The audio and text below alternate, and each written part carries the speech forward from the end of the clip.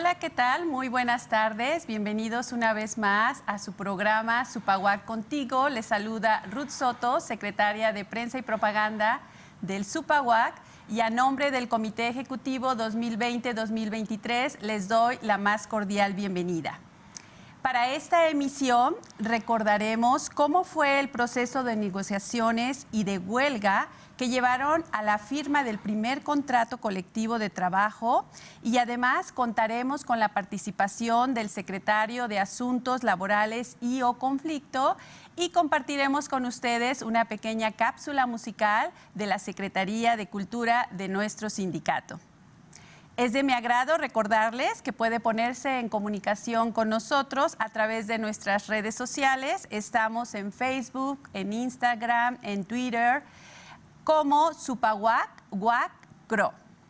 Les saludo nuevamente y les agradezco su presencia una vez más. Y para la primera parte de nuestro programa veremos una cápsula que busca darnos un pequeño recorrido histórico por aquella ardua lucha llevada a cabo por académicos miembros del Supaguac, quienes buscaban mejorar sus condiciones laborales a través de la obtención de su primer contrato colectivo de trabajo en el ya lejano 1975. Adelante con la cápsula.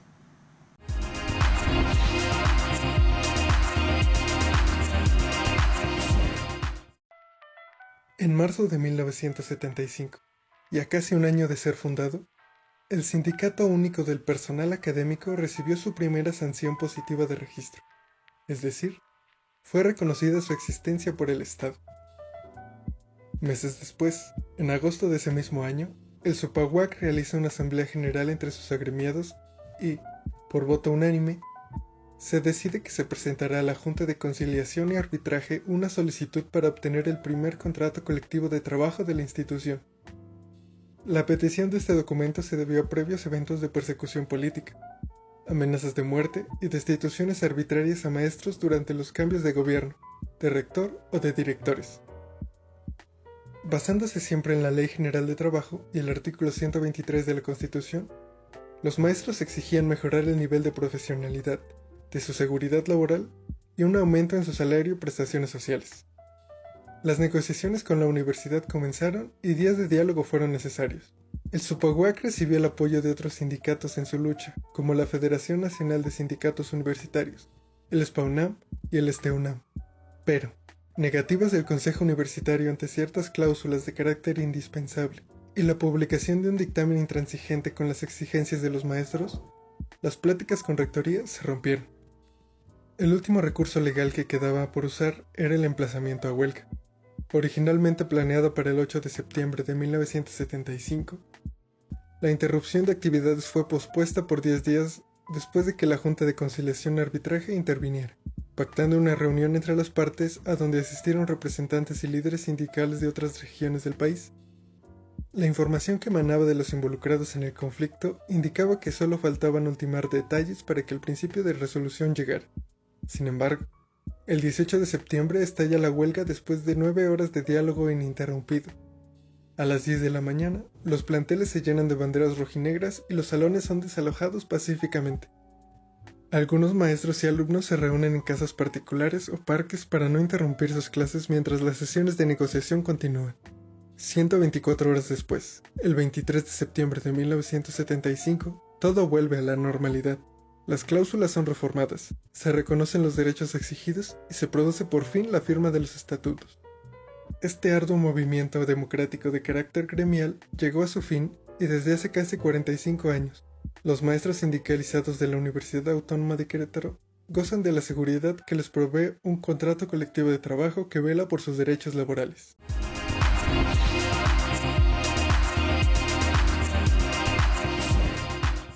Como pudo usted apreciar, la obtención de este derecho tan fundamental en la práctica laboral no fue algo que sucedió de la noche a la mañana y tampoco tan rápido. Fueron necesarias semanas de mesas de diálogo y negociaciones con las autoridades universitarias, además de un paro de actividades en donde las banderas rojinegras invadieron los planteles de la UAC por algunas horas para los que involucrados junto con sus sucesores se vieran beneficiados con mejores salarios y prestaciones.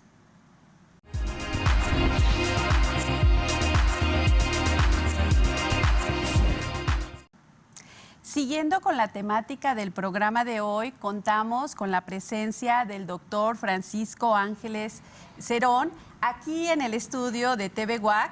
Él es actual secretario de Asuntos Laborales y o Conflictos del SUPAUAC y además es profesor e investigador a tiempo completo por la Facultad de Lenguas y Letras. Bienvenido, doctor. Gracias por acompañarnos aquí a nuestro programa SUPAUAC Contigo. ¿Cómo estás? Muchas gracias, maestra Ruth. Muy encantado de la invitación, ¿no? De verdad. Al contrario, es un gusto para ti que puedas compartir con nosotros este espacio, sobre todo porque fuiste testigo fiel de todo el proceso de negociaciones que se llevó a cabo, pues, recientemente de nuestro contrato colectivo de trabajo. Y mi primera pregunta para ti y para todo nuestro auditorio, Paco, como lo conocemos todos, Claro. ¿Cómo fueron las negociaciones y el proceso interno que tuvieron los académicos del sindicato para definir la propuesta hecha por la universidad? Claro. Mira, la verdad es que el contexto que vivimos, que es inaudito, ¿no? Para todos y en todos los contextos, no fue distinto en el ámbito de los académicos sindicalizados universitarios, ¿no? Entonces, este contexto de pandemia pues, nos llevó justamente a experimentar de una manera diferente el proceso de huelga o de emplazamiento a huelga que hemos vivido o que el sindicato ha vivido a través de su historia, ¿no?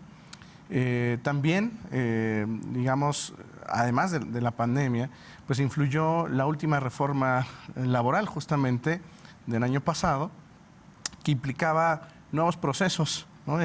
Justamente en la manera en la que se presentan tanto los emplazamientos como los informes que a toda la base sindicalizada se les tienen que ir haciendo de las propuestas que sus autoridades o la parte patronal va haciendo, ¿no? Y en este caso, en el caso del SUPAUAC, justamente tuvimos que idear nuevas formas, tanto de información como de discusión, a través de las cuales pudimos hacer llegar a todos los y las profesores sindicalizados la propuesta que la universidad nos iba haciendo. Tuvimos que empezar justamente de manera muy temprana, antes de que acabara justamente el año 2020,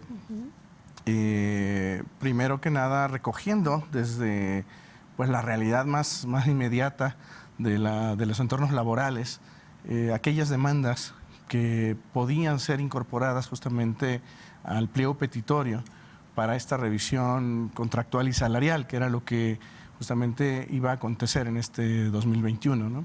Nosotros, como todos sabemos, ¿no? Tenemos una revisión salarial un año, otro año justamente salarial y contractual, y ese era el caso justamente de lo que nos íbamos a enfrentar. Entonces, pues empezamos con mesas de diálogo a través de todas las delegaciones y secciones, ¿no? de nuestro sindicato, porque me parece que este es uno de los procesos que fundamentalmente definen lo que es la vida sindical, porque nos permiten, entre otras cosas, valorar realmente desde el plano más concreto lo que significa, ¿no? Trabajar en un entorno universitario con una perspectiva sindical, ¿no? Con todos aquellos principios que rigen a nuestro gremio, pero que además, ¿no? O sea, nos permiten valorar más allá del papel, en la praxis misma, cuáles son las condiciones que están viviendo las profesoras, los profesores sindicalizados. Entonces, empezamos justamente desde mesas de trabajo muy puntuales, porque en este universo, ¿no? tan heterogéneo que tenemos, ¿no? de profesores y de profesoras, pues todas las facultades tienen un ritmo de vida diferente y por lo tanto necesidades distintas que hay que amalgamar justamente partiendo del principio de siempre beneficiar a la colectividad. Por supuesto. Entonces, a partir de ello fue que empezamos a trabajar desde diciembre, bueno, finales de noviembre de 2020, para poder presentar en diciembre ya nuestro pliego petitorio después de las asambleas inéditas, ¿no? Ahora, a través de las nuevas plataformas, que justamente, por lo menos, y tuvimos la gran fortuna de que eran recursos legalmente reconocidos, ¿no? sin exponer justamente nunca la salud, la integridad de nuestros y nuestras agremiados, ¿no? Claro, y ahora que mencionas que nos toca desafortunadamente vivir esta pandemia, ¿de qué forma influyó primero en las demandas que se hicieron a la universidad y luego en el proceso de negociación, que ya un poquito lo has explicado? Claro, me parece que la primera gran influencia que tuvo el contexto, digamos, sanitario, se reflejó en el hecho de que por primera vez en muchos años las y los profesores sindicalizados observaron algunas necesidades que en algún momento quizás podrían haber pasado a segundo plano, ¿no? Por ejemplo, demandas que podían tener que ver con la nueva manera de interpretar no solo el ejercicio docente y el reconocimiento del mismo, sino también pues, nuevas necesidades, por ejemplo, a nivel de material didáctico, ¿no? de lo que implicaba el encarecimiento justamente de la vida, ¿no? En el ejercicio mismo profesional.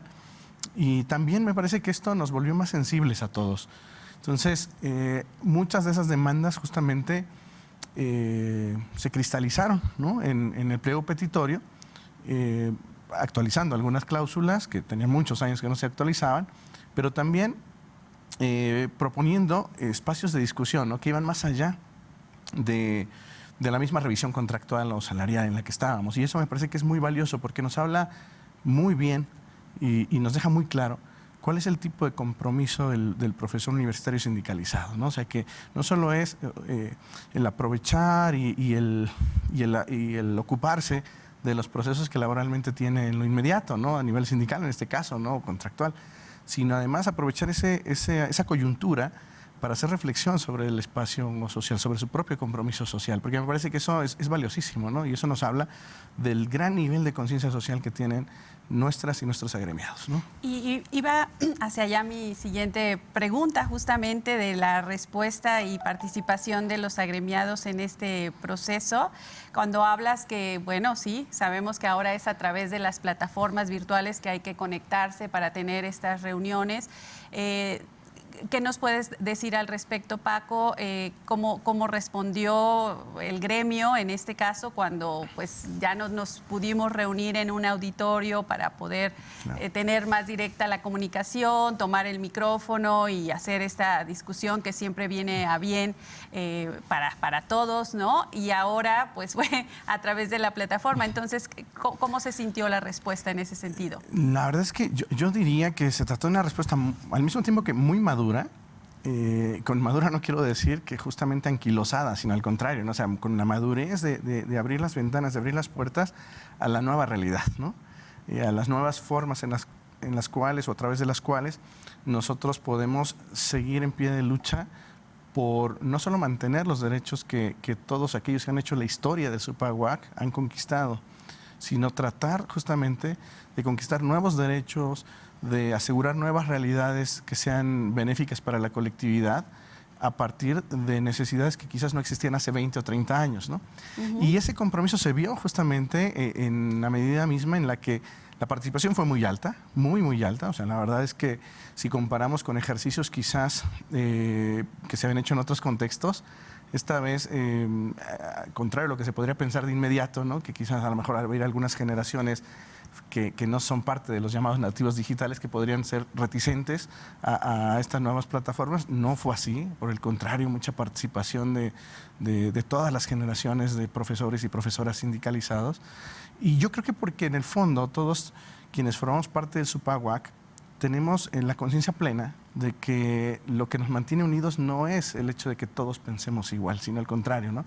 Esa pluralidad que al mismo tiempo que siempre se ha permitido o se ha permitido que se exprese, ¿no? Y libremente en los foros del SUPAWAC, va acompañada, ¿no? de una conciencia hacia el futuro, ¿no? Es decir, de saber que lo que nos mantiene más unidos que nunca, a pesar de las circunstancias, a pesar de los contextos difíciles, sí, es aquello por lo que todavía luchamos juntos, ¿no? O sea, no son solo nuestras conquistas históricas, sino aquello que podemos convertir y hacer pasar de necesidades a derechos y de derechos a mejores realidades para todos, ¿no?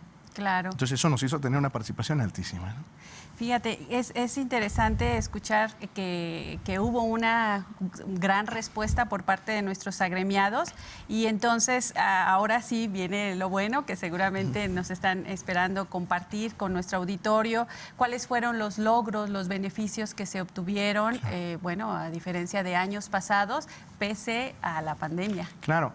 Bueno, nosotros siempre tenemos dentro de estos trabajos de revisión contractual o salarial algunos, digamos, algunos puntos de referencia, como cuáles, por ejemplo, ese mal llamado tope salarial, ¿no? Que impone pues, la máxima casa de estudios del país, que revisa siempre antes de finalizar el año anterior y que nos pone ahí como un cierto margen, ¿no? Que va muy de la mano del aumento presupuestal que tienen las universidades desde la federación para sus presupuestos totales y anuales. Uh-huh.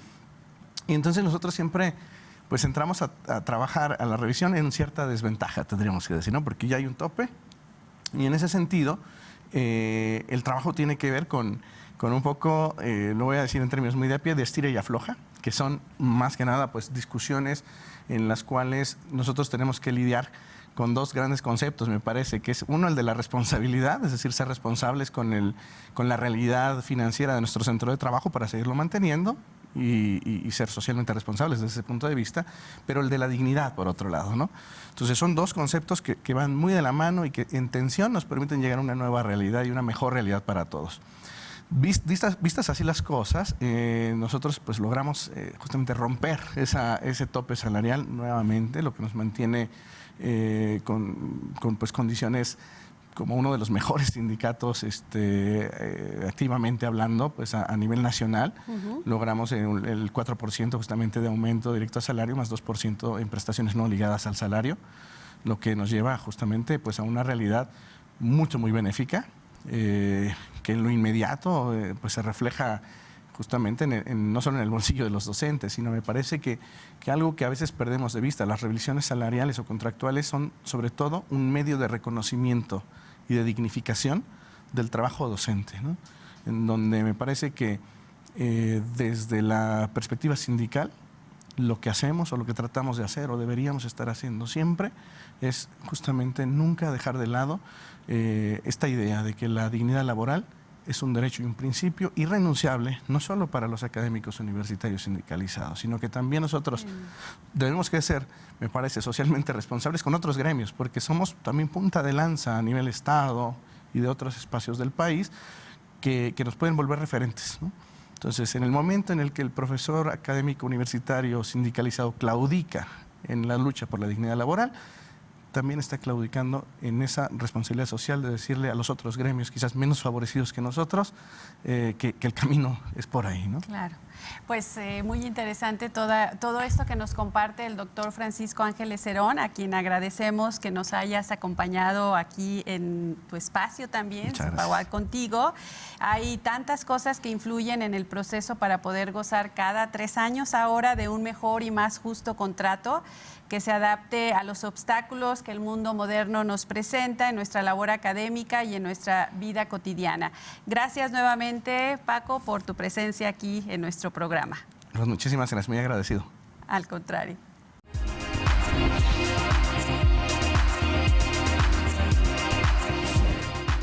Vamos a despedir el programa el día de hoy con una probadita musical del concierto de primavera que se llevó a cabo en días pasados, organizado por la Secretaría de Cultura de nuestro sindicato.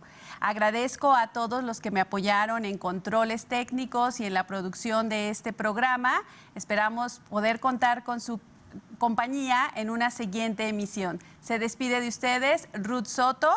Somos Supaguac. Somos comunidad y Supaguac sigue contigo. Hasta la próxima.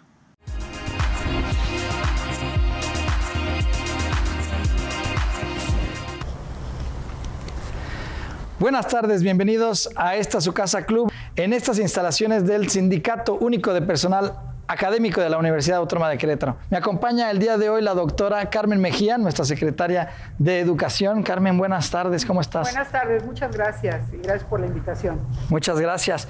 Y el día de hoy estamos de plácemes porque nos acompaña el grupo Ecoensamble, una agrupación liderada por el doctor Arquímedes Araujo, ¿sí? Tenemos también a Joseph y a Edwin en las guitarras y en en los instrumentos de viento. Este programa es un programa pregrabado debido a las circunstancias que nos aquejan con la pandemia del COVID-19, pero es celebrar junto con ustedes, compañeras y compañeros y nuestras familias, la llegada de la primavera, el día de hoy, 21 de marzo del 2021. Estamos en las instalaciones de la Casa Club, como les decía, y pues queríamos darle la bienvenida, doctor Araujo, y además agradecerles a nombre de todos nuestros sindicalizados, cómo es que se conjugó el Ecoensamble, doctor. Buenas tardes, gracias por la invitación.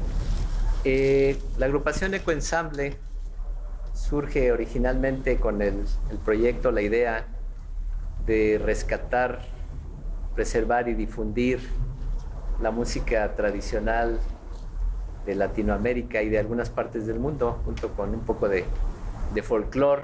Pues bien, doctor, nos comentaba hace un momento de este rescate de la música prehispánica y de los ritmos latinos y de toda esta fusión también con el flamenco, ¿no? Esta canción que nos van a interpretar, ¿cuál sería su origen? ¿Qué nos va a comentar?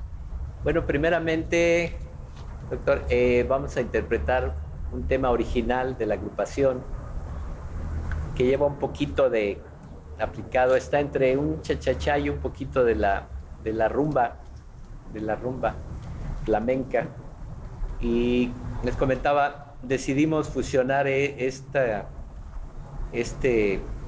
ritmo, este género, que tiene muchas variedades dentro del flamenco, como un ritmo muy importante o un género muy importante dentro de la música mexicana o latinoamericana inclusive, porque esto pues se da en la madre patria, es un género que se da en la madre patria, alimentado ya por otros géneros de África, de Medio Oriente.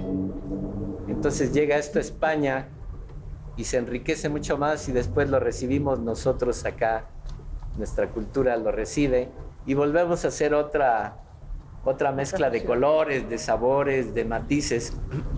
Y eso nos encantó mucho de incorporar este género, hacer una especie de fusiones con algunas creaciones de nosotros y con alguna música tradicional ya de Latinoamérica. Decidimos hacer esa fusión. ¿Y esta canción cómo se llama? Esta canción se llama Promenada o Por el Andador. Y es un poquito de mezcla entre un cha-cha-cha rápido y un poquito tendiente hacia la rumba.